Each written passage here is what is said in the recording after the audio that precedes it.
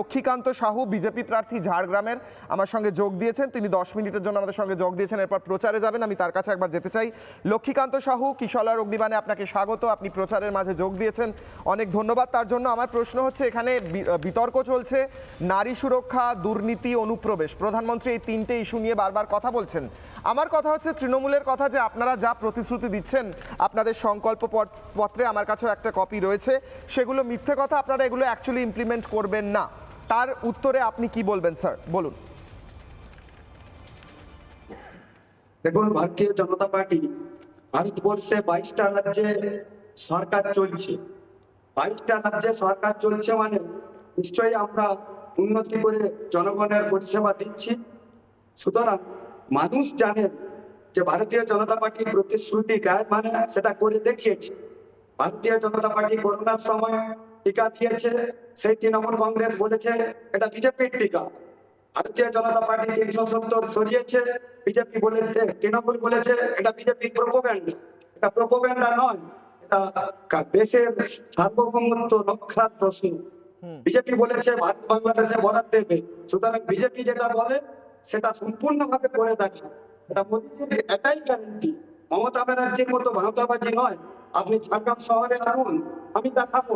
ঝাড়গ্রামের 8টা ওয়ার্ডে কমসে কম 5-6টা ওয়ার্ড রয়েছে, লোধা সবর সমাজ রয়েছে, তাদের গায়ে শুধু একটাই শাড়ি রয়েছে, ভেতরে পেটি, সরি টু সে, পেটিকেও পর্যন্ত নেই।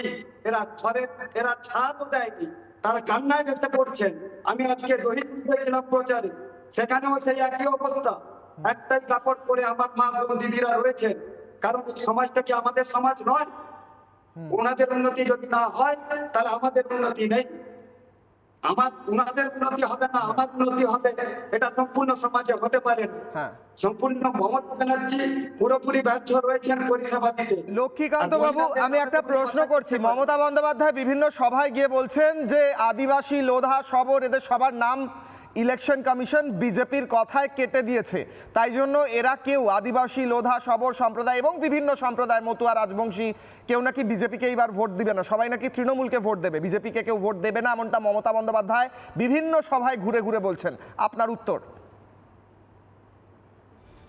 আমি তো ঝাড়গ্রাম বিধানসভায় জানিয়েছি, এখানে 13 নম্বর ওয়ার্ডে লোধা সবর সমাজ রয়েছে। দয়া করে তৃণমূলের নেতারা যারা প্যানেলে রয়েছেন, তারা আপনাদের চুনোপুটি নেতাদের খবর পাঠান যে আজকে 13 নম্বর ওয়ার্ড লোধা সবর সমাজের কাছে অন্তত একবার মুখটা দেখে আসুন। ঢুকতে পারবেন না ওখানে, এমন অবস্থা করে রেখেছে। বাড়ি তো দূরের কথা, পলিথিন বাজার থেকে কিনে এনে ওনারা ছাদ বানিয়ে ঘরে থাকছেন এবং বাচ্চাদের লালন পালন করছেন। মমতা ব্যানার্জির সরকার ছাদটা পর্যন্ত করে দেয়নি। প্রতিশ্রুতি দিয়েছিল এখানকার বীরবাহা হাসদা, তিনি যে গ্রামে থাকেন সেই গ্রামে গিয়ে দেখুন, সেখানে এখন বেড বানানোর কাজ চলছে, সেখানেও কাঁচামাটির ঘর রয়েছে, সেখানেও ছাদ দেননি এরা প্রতিশ্রুতি দিয়ে। আজকে আমি দহি শুনতেছিলাম, সেখানে লোধা সবর সমাজ রয়েছে, মা বোনেরা একটাই কাপড় পরে ঘুরে বেড়াচ্ছেন। এবং কালকে মমতা ব্যানার্জি সভা করে গেছেন ঝাড়গ্রামে, আমার ছেলে চন্টারা ধমক দিয়েছে যদি আপনারা যান না, বিজেপিকে ভোট দিলে আমরা মুছে দেবো। মানে আপনি নিশ্চিত বিজেপি এই সমস্ত আসনে জিততে চলেছে? আপনার সেই আত্মবিশ্বাস রয়েছে স্যার?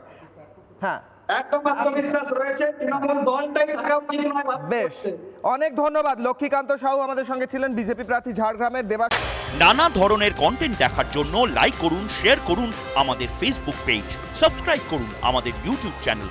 পাশাপাশি অন্যান্য ব্রেকিং নিউজের জন্য অবশ্যই চোখ রাখুন রিপাবলিক বাংলায়।